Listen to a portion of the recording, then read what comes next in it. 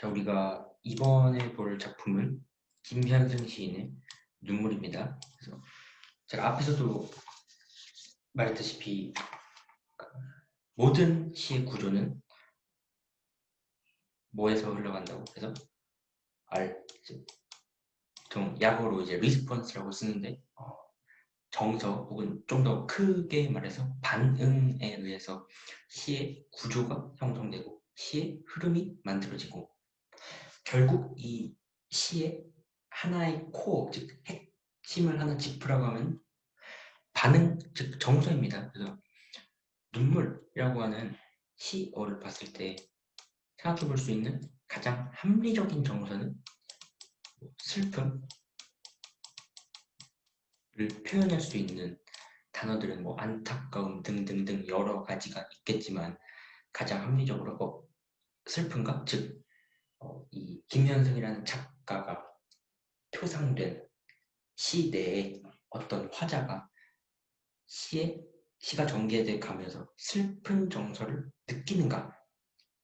라고 해서 이런 궁금증이 들 수가 있어요. 그죠?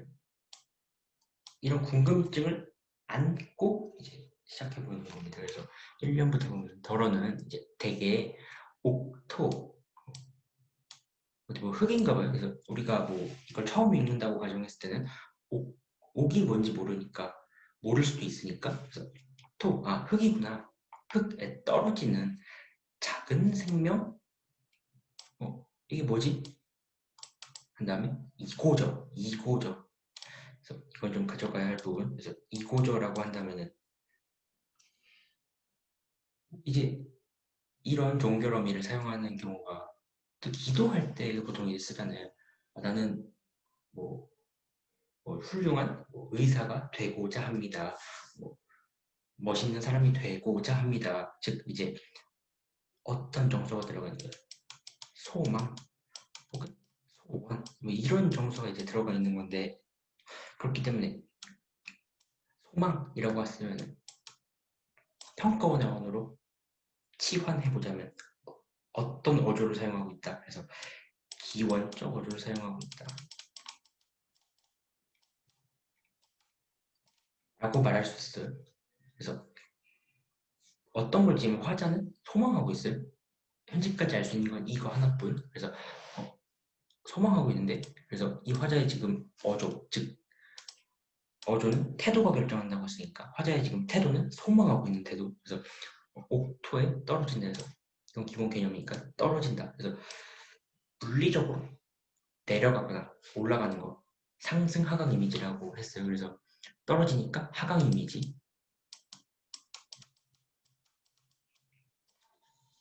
그래서 이건 결국 제목과 연계해서 보자면 제목이 지금 눈물이잖아요. 그래서 눈물을 흘리면 떨어지죠. 그래서 떨어지는 작은 생명. 이게 지금 화자가 말하고 싶은 눈물인가 보다.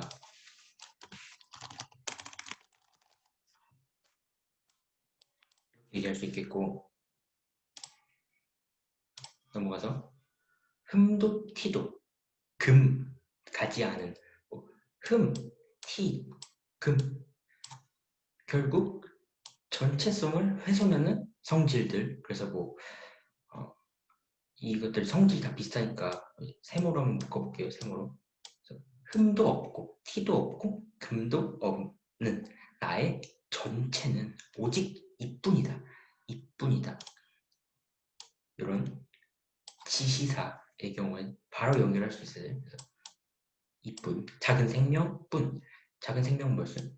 눈물이죠. 즉 화자는 지금 눈물을 작은 생명이라고 얘기하고 있고 흠, 티, 금이 없는 온전한 전체라고 이야기하고 있고 하나 첨언해서 기본이지만 나라고 나왔으니까 나가 자아가 됩니다. 나가 자아인 시는 1인칭 시점의 시, 1인칭 시점의 시인 경우 모든 정서의 주체는 나라고 했어요.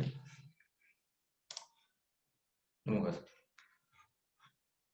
그다음에 느낌표만 있어도 영탄이 성립한다. 라고 했고, 더욱 값진 것으로 드리라 하올제. 뭐 이거 살짝만 해석하면 드리려고 할 때, 더욱 값진 것으로 드리려고 할 때, 나의 가장 나아종 지니인 것도 오직 이뿐. 그래서 우리가 먼저 볼 때 형식이 먼저 보이는 건 당연한 거예요. 그래서 오직 이뿐, 오직 이뿐. 그래서 유사한 식구를 반복하고 있다. 또 괜찮고, 표현이 지금 일단 반복이 어떤 살짝살짝의 변화 없이 완벽하게 지금 반복되고 있다. 그렇게 얘기할 수 있고, 그 다음에 나, 아종, 즉 이게 나중이거든. 나중. 내가 가장 나중에, 즉 내가 가장 최근에 가졌던 것도 진이인, 이것도 이제 이가 이제 아랑 이가 결국 이제 어떤 삼음보를 만들기 위해서 일부러 이제 음절을 이제 음절의 길이를 늘려는 거거든요. 그래서 이제 이런 것들 시적 허용이라고 하죠. 시적 허용.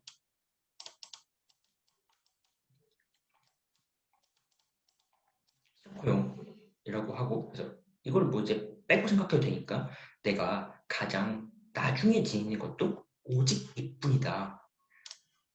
이가 지금 또 반복되고 있으니까 이것 또한 눈물일 거예요. 그래서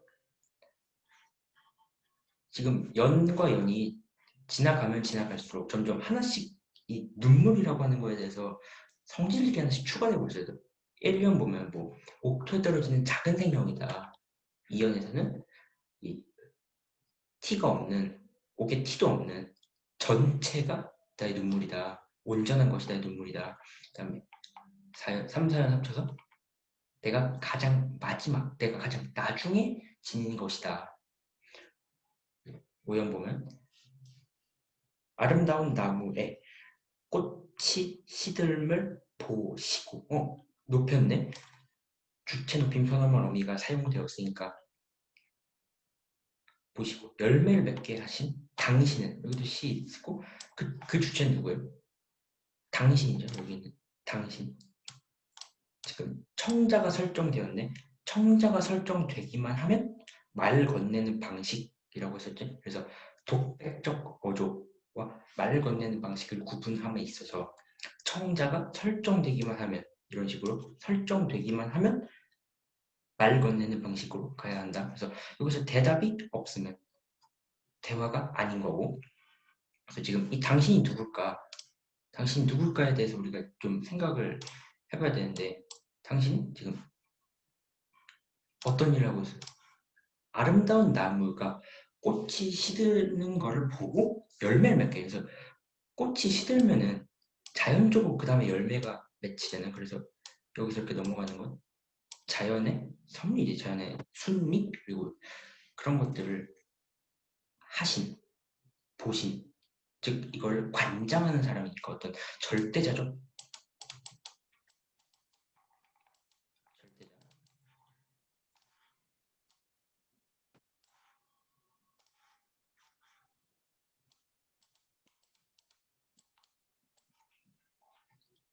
그다음에 당신은 하고 마지막에는 나의 웃음을 만드신 후에 나의 웃음을 만드신 후에 새롭게 나의 눈물을 지어주시다. 지금 이게 포인트가 오연이랑 유견을 1대1로 대응을 잘 시켜야 돼. 그래서 나의 웃음을 만들었어. 그 후에 눈물을 만들었다. 그래서 지금 형광펜으로 좀 표시를 해보면 시듬 후에 열매니까 시듬은 지금 유견의 웃음에 대응이 되겠죠. 그래서 그리고 열매는 눈물에 대응이 되겠다. 그래서 화자가 높은 가치를 좀 더 부여하고 있는, 여기서 화자는 당연히 나고, 내가 지금 좀 더 높은 가치를 부여하고 있는 것은 웃음일까 눈물일까 해서 그렇게 물어본다면 답은 후자겠지. 여기까지. 그래서 일단 시를 쭉 읽어봤는데, 이게 보통 우리가 최초 이 시를 최초에 볼 때 지었던 인식. 눈물이 있으니까 슬프지 않을까? 이 인식이 지금 그것에 대해서 작가는 그렇지 않다라고 답을 하고 그렇지 않다라고 일반적인 상식 혹은 통념에 그거에 대해서 반박을 하고 있고 그렇기 때문에 이 화자의 인식은 역설적이다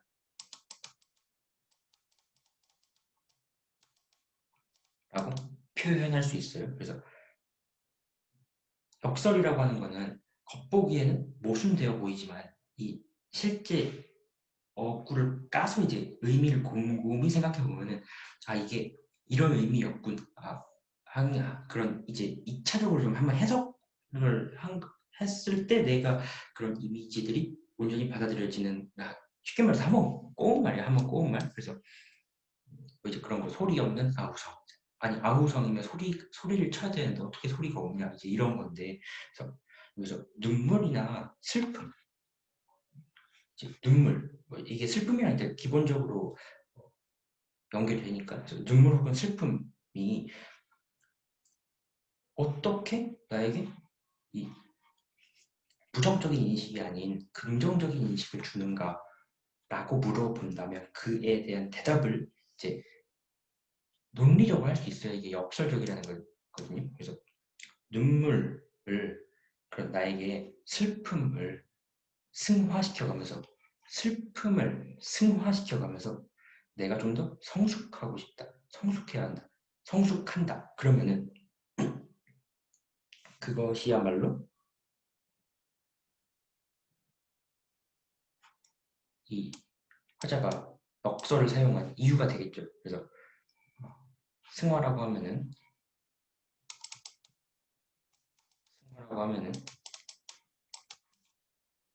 이게 중간이 없는 게 슬펐다가 갑자기 훅 기뻐지거나 뭐 이제 보통 사람이 슬펐다가 기뻐지려면은 뭐 슬픔 후에 조금 침착하게 이제 감정을 좀 안정시키는 그런 타이밍이 있대요. 그 다음에 또 기뻐지는 그런 건데 그런 게 없고 슬픔에서 바로 기쁨으로 여기서는 슬픔을 바로 승화시켜서 그걸 가지고 나를 성숙하게 만들기 때문에 이제 그런 점에서 역설적이다라는 말을 했을 때